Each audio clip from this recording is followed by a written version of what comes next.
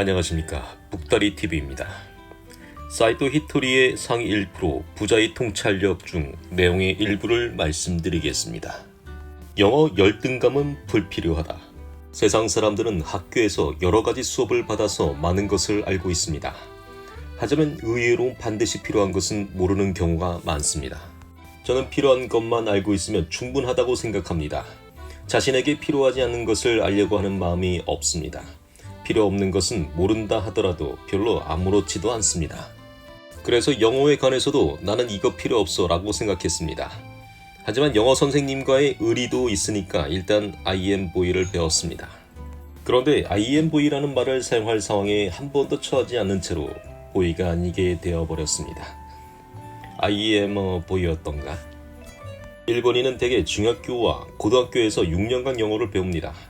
하지만 영어로 말을 잘하지 못합니다. 대학에서 영문과를 졸업해도 영어를 말하지 못하는 사람도 있습니다.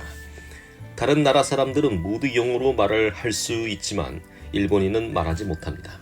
이 사실에 의문을 가져본 적이 없으십니까? 이는 일본인이 머리가 나쁘기 때문이 아닙니다. 사실 영어란 인디언어식으로 말해야 합니다. 인디언 거짓말 하지 않는다 같은 식으로 말이죠. 텔레비전에서 토착 아메리칸 인디언이 말하는 모습을 보면 단어를 늘어놓고 있을 뿐입니다. 이것이 제가 말하는 인디언어입니다. 이상한 말하기 방법이지만 요컨대 단어를 늘어놓는다는 것이지요. 그러니 영어로 잘 말할 수 있으려면 일상생활에 필요한 단어를 기억해서 일단 말하면 됩니다. 물을 마시고 싶다 하면 water라는 식입니다. 배가 고프면 hungry라고 말하면 됩니다. 손짓 발짓을 더 하면 좋겠지요. 화장실에 가고 싶다면 저는 화장실에 가고 싶습니다.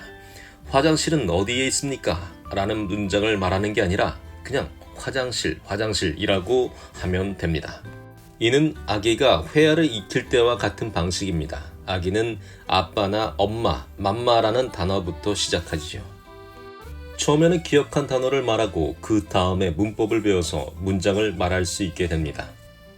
영어도 이와 마찬가지 방식으로 익히면 될 뿐입니다. 필요한 단어만 50개나 100개 정도 기억한 다음 외국인에게 단어를 말하는 사이에 자연스럽게 회화 문장을 말하게 되는 것입니다. 그런데 학교에서 영어를 가르칠 때는 I am a boy, 즉 저는 소년입니다 라는 문법부터 알려주기 시작합니다.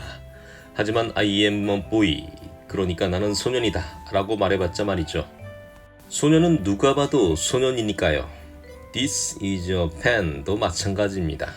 평소에 이것은 펜입니다 라고 말하지 않지요. 펜은 펜입니다. 일상에서는 절대로 사용하지 않는 논법으로 언어를 가르치는 것은 이상한 일입니다. 애초부터 아기가 기억할 수 있는 방법으로 영어를 배우면 모두 곧바로 영어를 말할 수 있게 됩니다. 그런데 어째서 I am a boy부터 시작할까요? 그 이유를 간파하는 것 또한 통찰력입니다. 이유는 두 가지입니다. 한 가지는 메이지 시대부터 전쟁 전에 이르기까지 정부가 국민이 영어를 말할 수 있게 되기를 바라지 않았기 때문입니다.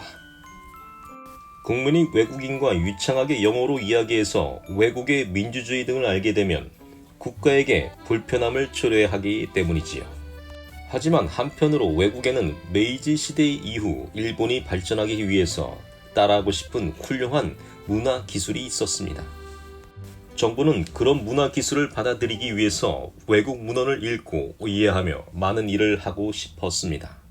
그래서 정부에는 외국 문헌을 읽고 이해할 수 있는 사람이 아무래도 필요했습니다. 하지만 국민이 영어를 유창하게 말하기는 바라지 않았으니 영어 수업은 문법을 중시하는 교수법을 택하자라고 결정한 것입니다. 예전에는 아이가 많아서 한 학교에 학생이 1000명 가까이 있던 곳도 있었습니다. 그러니 매우 예쁜 여자도 1000명에 1명 정도는 있지요. 학교 안에는 매우 멋진 남자도 1000명에 1명 정도는 있고 정말 발이 빠른 아이나 뛰어나게 노래를 잘하는 아이도 1000명에 1명 정도는 있습니다. 이와 마찬가지로 1000명에 1명 정도는 영어 문법을 기가 막히게 이해하는 학생이 있습니다. 영문법 달인이라고 할까요? 영문법 달인이라 해도 말이죠.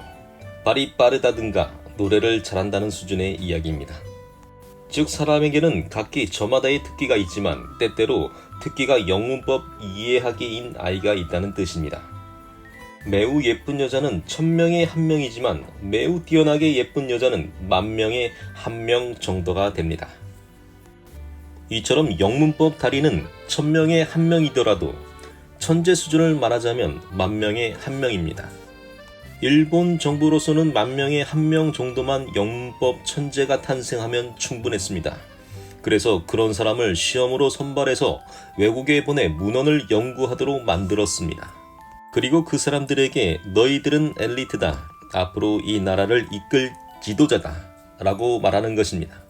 그러면 엘리트들은 외국에서 적당한 문화 기술을 가져와서 지도자 입장에 섭니다. 여러 특권을 갖게 됩니다. 게다가 영어도 할 수 있습니다. 당시 영어를 말할 수 있는 사람은 굉장히 적었으니 그 자체로 엄청난 자격이었습니다.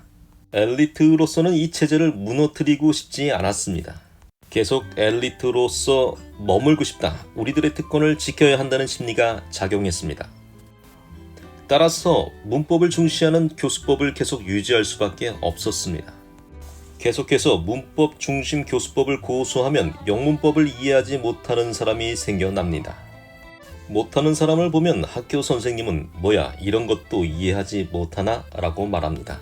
그러면 나는 영어를 못하니까 분명 사회에 나가도 성공할 수 없다고 생각하게 됩니다. 영어를 못하든 방정식을 포기하든 사회에 나가면 출세하는 길은 여럿 있지만 육체 노동은 하고 싶지 않지만 나는 머리가 나빠서 포기해야 해 라고 생각하는 것입니다. 이를 제 방식으로 말하자면 상대방의 노린수입니다. 영어를 못하니까 나는 머리가 나쁘다고 말대를 하지만 제대로 된 방식으로 가르치면 육체 노동을 하는 사람이건 무슨 일에 임하는 사람이건 이해할 수 있습니다. 영어로 말할 수 있습니다. 그도 그럴 것이 미국에서는 어린이들도 영어로 이야기하지 않습니까? 미국 어린이가 우리들보다 머리가 좋을까요? 그렇지 않지요. 능력은 똑같습니다. 그런데 어째서 영어를 못하는 것 정도로 나는 머리가 나쁘니까 안 돼 라고 생각해야 하는 걸까요? 어째서 열등감을 가져야 하나요? 그런 의문을 갖지 않았던 것은 정부가 메이지 시대부터 계속 동일한 영문법 교수법을 고수했기 때문입니다. 그리고 학교 선생님도 교육감 등도 방식을 바꾸지 않았습니다. 실컷 고생해서 학교 선생님이 되거나 간신히 교육장 자리를 거머쥐었으니 교수법을 바꾸고 싶지 않았던 것입니다. 새삼스럽게 그 사람들이 영어 따위는 애들도 할 수 있습니다 라고 말할 수는 없겠지요. 하지만 다른 사람들도 대부분 자기도 그랬으니까 아무런 의문을 가지지 않고 있는 그대로 흘러왔을 따름입니다. 통찰력이 있다면 학교 선생님이 영어 공부도 못하고 이러쿵저러쿵 하며 잔소리를 해도 중학생 시절의 저처럼 당신들이 조종하는 대로 움직이지 않을 거야 라고 생각할 수 있습니다. 열등감을 느끼지 않고 실로 시원시원하게 살아갈 수 있습니다.